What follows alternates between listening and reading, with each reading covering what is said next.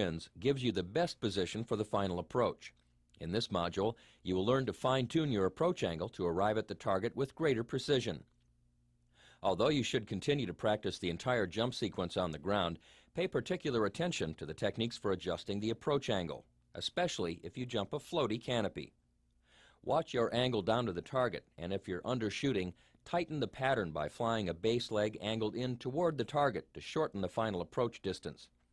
If you are overshooting, widen the pattern by flying a base leg angled away from the target to lengthen the approach distance. Although these pattern adjustments slightly change the setup point distance, the final approach angle remains the same. What would you do in final if you realized you were overshooting? Go to full flight. And undershooting? Go to my best glide. Let's try it in the air. Let's go. After main canopy deployment, verify your opening point and thoroughly check for traffic, especially below you. Try a few 90-degree rear riser turns to practice collision avoidance after opening. Then release the deployment brakes and proceed with your flight plan.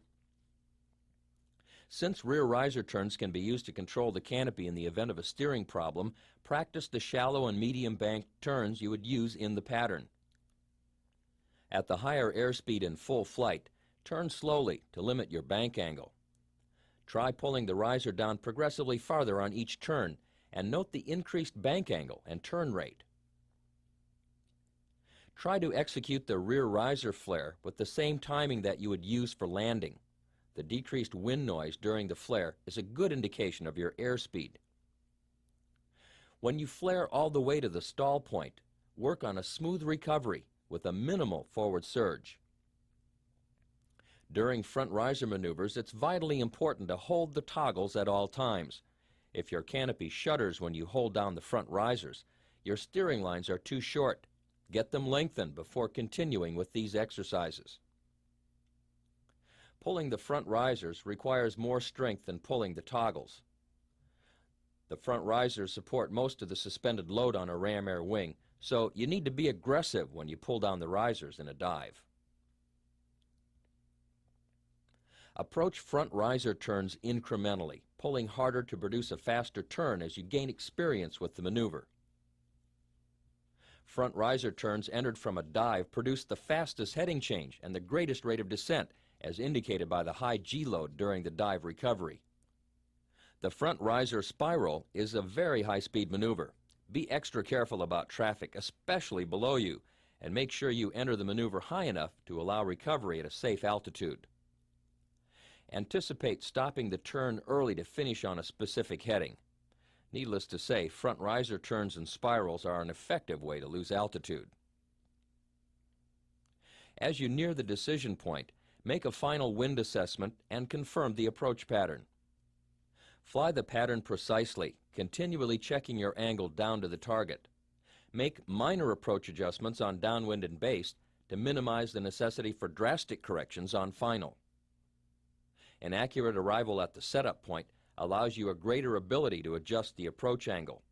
If you jump a canopy that sinks well, fly the approach and medium brakes and focus on the target. If the target is moving up in your field of vision, you are undershooting. Ease off some brakes to flatten the glide until the approach angle is straight toward the target. If you notice the target is moving down in your field of vision, you are overshooting.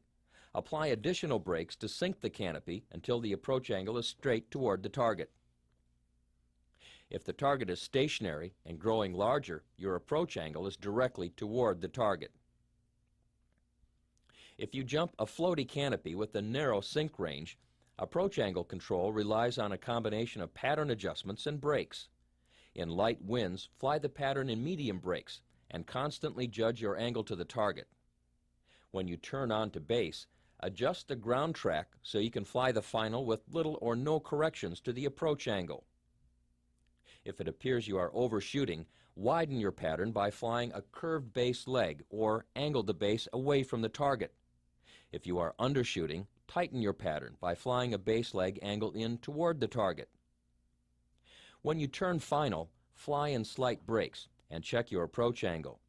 If you are undershooting, pull the toggles down to flatten the glide and enable you to reach the target. As you can plainly see, the target is now stationary in your field of view, which means the approach angle is perfect for an accurate landing. If you're overshooting, let the toggles all the way up to the full flight position. If you're still going to overshoot, you're out of options, unless traffic permits S-turns. If you are clear of traffic, make gentle S-turns across the wind line until your approach angle is again directly toward the target. As you near the surface, return to full flight for a good flare and soft landing. In medium or high winds, the brakes are quite effective in regulating the approach angle. In these conditions, the brakes are used to control the ground speed rather than to establish a sink. Experience will help you recognize the wind speed where this technique becomes effective for your canopy. When you turn final, fly the approach in medium brakes and focus on the target. If you're undershooting, go to full flight for increased wind penetration to allow you to reach the target. In steady high winds, you may use the front risers for extra penetration if needed. If you're overshooting, apply additional brakes to slow your ground speed and steepen the approach.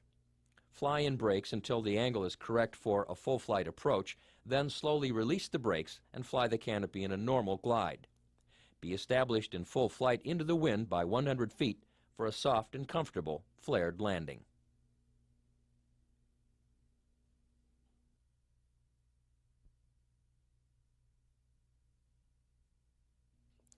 When you find yourself under canopy over unfriendly terrain, you may need all of your skill and judgment to land safely. This module contains a blueprint for survival. The subject is alternate landing area. During your ground preparation, walk through the sequence for long, short, off the wind line, and alternate landing area. What would you do if you opened up past the opening point? I would fly at my best glide to get back as far as I can. As you fly, use the stationary spot technique to locate your probable landing point. If the line of flight is clear of obstacles, continue downwind to land as close to the primary landing area as possible. What will you do if you reach 300 feet short of the landing area? I'll turn into the wind and land. Excellent decision. After you're turned into the wind, check ahead for landing hazards, and if necessary, be prepared to execute a PLF. Now, how about opening short of the target in light winds? I'll use the stationary spot technique to find my probable landing point. What if you were dropping short? I'll try my best glide to land as close as possible. What about opening off the wind line? I'll crab over and try to reach my pattern key point. As you crab along the new approach line, use the stationary spot technique to find your probable landing point. If it looks like you'll land short, pick an alternate above 1,000 feet if it's necessary to avoid hazardous terrain. If you can make it back, fly a pattern to whatever extent is possible. If you're a bit low, fly the downwind closer to the wind line to shorten the base leg, or fly directly to the setup point. Whatever you decide, stay alert, maintain separation with other traffic, and be turned into the wind by 300 feet to land in a safe area. Choosing an alternate is also referred to as Plan B. What would you do from over here? I'll try and crab over again. But the winds have changed and you can't make the drop zone. I would fly to that alternate over there. Check your glide angle and select an alternate you know you can reach. As you proceed, thoroughly scan the alternate for obstacles and landing hazards. Use all indicators to determine the wind speed and direction, then plan your approach. In the pattern, continually judge your angle to the target and adjust the downwind and base for an accurate arrival at the setup point. On final, be especially alert for landing hazards, and in tight areas, watch out for turbulence. When you start to flare, be prepared to PLF if necessary to avoid an injury. If your position after opening is too far upwind, immediately face the target and use partial brakes or rear risers to fly at best glide.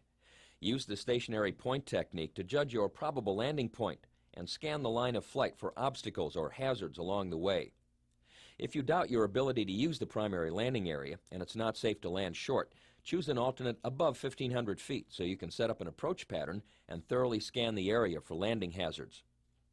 If the approach line is clear to the primary landing area, use all available indications to determine the ground winds. Proceed as far as possible, turn into the wind by 300 feet, and maintain your heading to landing. After you land, analyze the jump so you can avoid a repeat experience. You'll probably decide it's a good idea to keep track of your position in free fall. Opening early, if it's safe, might save you from a long walk. Opening too short may range from downwind of the target in light winds to upwind in conditions which exceed your ability to hold. Use the stationary point technique to determine the probable landing point, and use the flight technique that results in the farthest travel. In light winds, it's best to fly at full glide, although if you're under a high-performance canopy, you'll probably travel farther using the brakes or rear risers for best glide. In strong winds, first try a full glide. Then enter a front riser dive and use whichever technique gives you the maximum penetration into the wind. Be careful using front riser dives in turbulence, though, since some canopies may become unstable. Again, the most important consideration is to judge your ability to make the primary landing area, and if not, select a safe alternate by 1,500 feet. When you check the wind direction and find yourself off the wind line, determine the proper ground track to the target area and crab along the new approach line. Evaluate your progress and estimate the probability of reaching the landing area. As you progress along the flight path, check for hazards and determine your options in the event you are unable to reach your original landing area. Once you're on the wind line, check your glide angle. If you think you may undershoot, continue the approach until 300 feet and then turn into the wind for landing. If you can make it to the target, but your altitude is lower than normal, tighten up the pattern to reach the setup point at the correct altitude. Start by flying the downwind closer to the wind line. If necessary, cut the corner to turn on base early or fly directly to the setup point. Just make sure you're turned into the wind by 300 feet for the landing.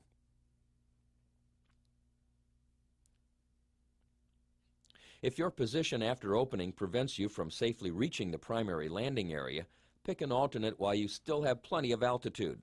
Select an alternate you can definitely reach, then stick with the decision. To show an extreme situation for the video, we picked this small area as our alternate. Once you've made up your mind, don't waste time. Fly the direct approach line to the alternate. Along the way, perform a drift check to establish the upper wind speed and direction. Constantly evaluate your outs along the flight path in the event you need them. Based on the winds and your glide angle, decide the best pattern for the approach and landing. If it's feasible, fly a normal pattern and final approach to increase the likelihood of an accurate landing. As you get close to the landing area, carefully check for hazards that may not be visible at a greater distance and select your exact intended landing point. As you fly the downwind leg, check for drift to confirm the wind direction. Also, look for indications of the ground winds and indications of turbulence.